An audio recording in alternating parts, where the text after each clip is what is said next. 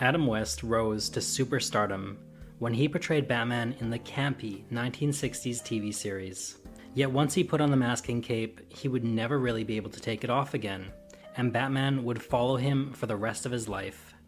Later in his career, when he scored top billing in a new film, he would behave very oddly on set, leaving everyone stunned. Adam West was born William West Anderson in 1928 in the city of Walla Walla, Washington State. His father was a farmer, and his mother a retired opera singer and pianist who had abandoned her dreams to raise her family. Growing up in such a small, quiet town, the young West dreamed of a life beyond his family's farm. He told his father that when he finished school, he would go off and pursue his fortune in Hollywood. When he was only 15, West's parents got divorced. This was the start of West moving towards bigger things when he left the countryside and moved with his mother to Seattle. After finishing high school, West attended Whitman College, majoring in literature with a minor in psychology. Here, he would hone his voice in speech and debate teams, a skill that he would later use in his acting career. Shortly after finishing up at college, West was drafted into the US Army to serve in the Korean War. However, he was lucky and didn't have to serve on the front lines, instead being given a position using his talented voice as a radio announcer for the American Forces Network. This role was an important step for West, as it allowed him to refine his distinct and resonant voice, which he would be known for later in his career. After his time in the US Army, West worked as a milkman for a while, and he would also marry his college sweetheart, Billie Lou Yeager. However, the decision to get married young may have been a hasty one, and 6 years later, the couple divorced. Perhaps needing a change of scenery, West decided to pack his bags and move to Hawaii to chase his dreams of working in television. Hawaii's burgeoning television industry in the 1950s, although modest, offered opportunities for newcomers. Although it wasn't yet Hollywood, it was the perfect place for him to familiarize himself with the ins and outs of the industry. He would find his first role playing the small part of a radio operator in the 1957 film, Voodoo Island.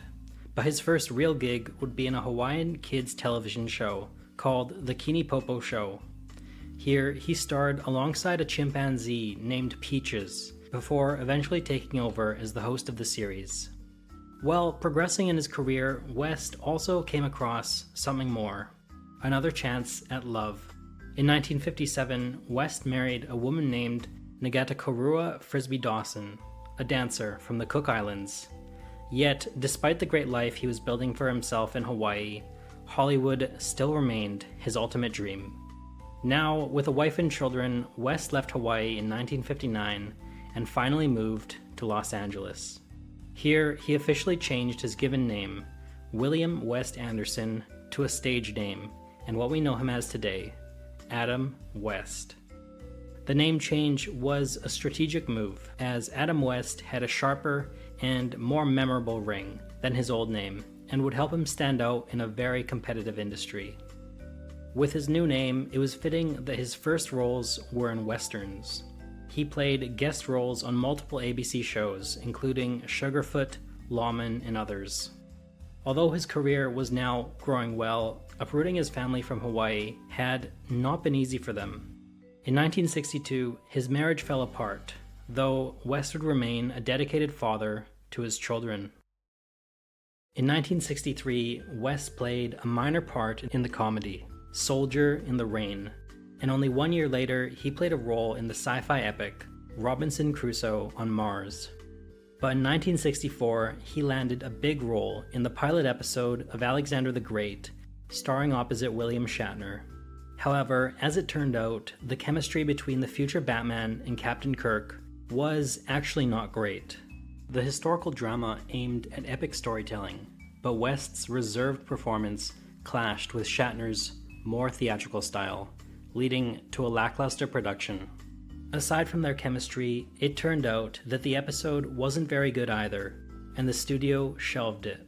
Oddly enough, in 1968, both West and Shatner had become big TV stars, and the network decided to cash in on their fame by rehashing the episode into a made-for-TV movie.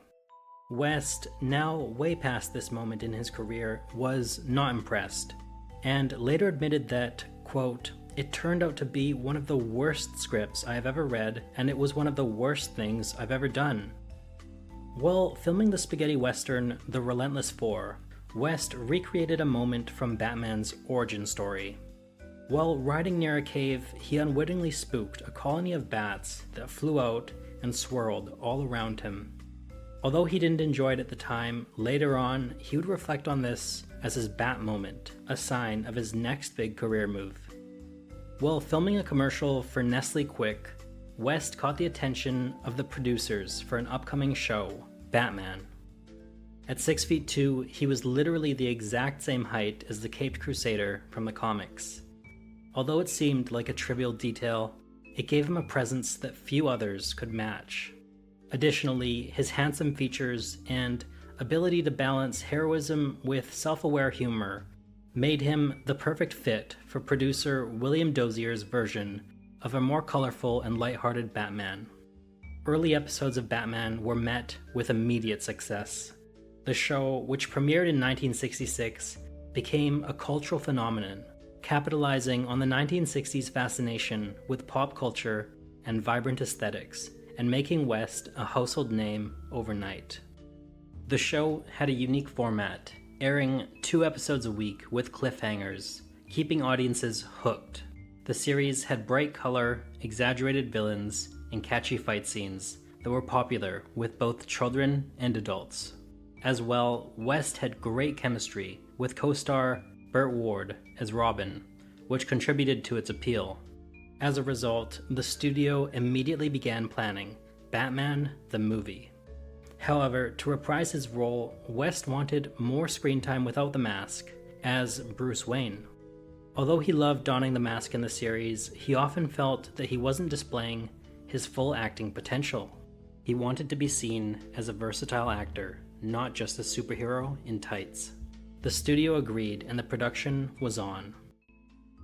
Batman the movie was released in 1966 and featured Batman and Robin against a team of villains including the Joker, Riddler, Penguin, and Catwoman, with Catwoman having a romantic subplot with Batman.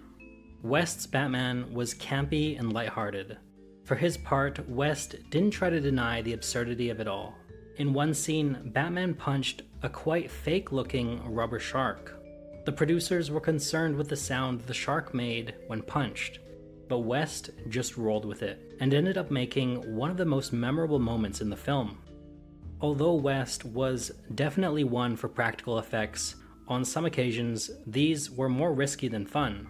The Batpole launcher, a device that propelled him up the pole, often caused him actual pain. Pressurized steam shot directly under his cape, and sometimes even caused him burns. The Batcycle, the iconic sidecar that Robin rides in, could also be dangerous. Apparently, when jettisoned from the main bike, it didn't always go where it was supposed to go, and on one occasion even flew into a patch of thorn bushes. Although Batman's costume looked cool, in reality it was quite uncomfortable. West often quipped humorously that 2 million silkworms were required to produce it. The attire was very itchy and uncomfortable, and the costume's cowl also restricted his vision, making fight scenes rather challenging. With the release of the film, West and his co-star Ward participated in a tour around New York City on a special bus. The plan was to visit 36 different theaters around the city and meet as many fans as possible. As it turned out, they only made it to 33 theaters, as fans kept swarming the vehicle. Fans of all ages clamored for a glimpse of their beloved hero. However, the Batmania nearly got out of hand when, at one point, they almost tipped over the bus. This frenzy showed just how much cultural impact the show was making. As the success of the Batman series made West a household name, he often struggled with the spotlight. The pressure of fame, as well as the demanding filming schedule, often requiring West to shoot 2 episodes a week, was taking a toll. It wasn't always easy to deal with the instant fame, and he later admitted that there was a lot of drinking and womanizing at this point in his life. Although Batman was a huge hit, by the end of season 3, the show was struggling in the ratings. the producers proposed a shocking plan: get rid of Robin and introduce Batgirl as Batman's new sidekick. West was not happy about the idea and pushed back against the studio. However, in the end, they didn't just get rid of Robin, they cancelled the show altogether. Although West was now no longer playing the Caped Crusader, Batman stayed with him in another way. He was typecast. He tried hard to reinvent himself with his first gig post-Batman, playing a cynical tough guy in the 1969 noir film, The Girl Who Knew Too Much. The film flopped, and it seemed that audiences couldn't get past seeing him as Batman, and Batman only. Although his career faltered, West was able to rebound in his personal life when he was married for the third time to fashion designer Marcel Tagandelier. They had 2 children together and would be happily married for over 46 years. She helped him find peace in his life now that he had moved on from Batman.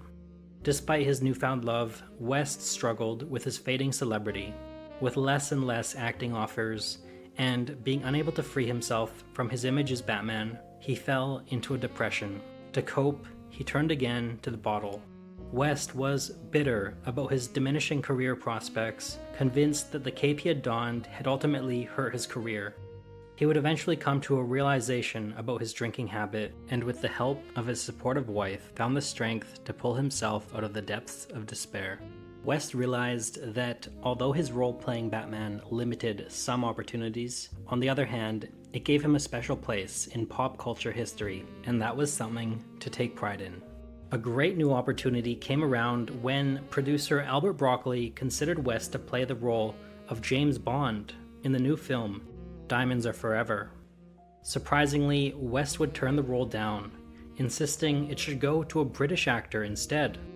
Now at peace with his Batman alter ego, West embraced it, making public appearances in costume at events such as county fairs and wrestling matches, even getting shot out of a cannon on one occasion. Although these appearances sometimes came across as gimmicky, they showed his good humor and willingness to connect with the fans. In 1977, the producers of the animated show, The New Adventures of Batman, asked West to return to the role and lend his voice. Although hesitant at first, he returned to the character that had defined his career once again.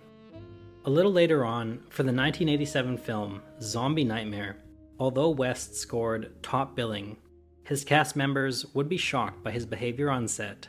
According to reports, he was simply phoning it in. He didn't memorize his lines, often glancing at the script while shooting scenes, and wrapping everything up in only 2 days. It was about as clear an indication as any that he'd lost interest in anything besides being Batman.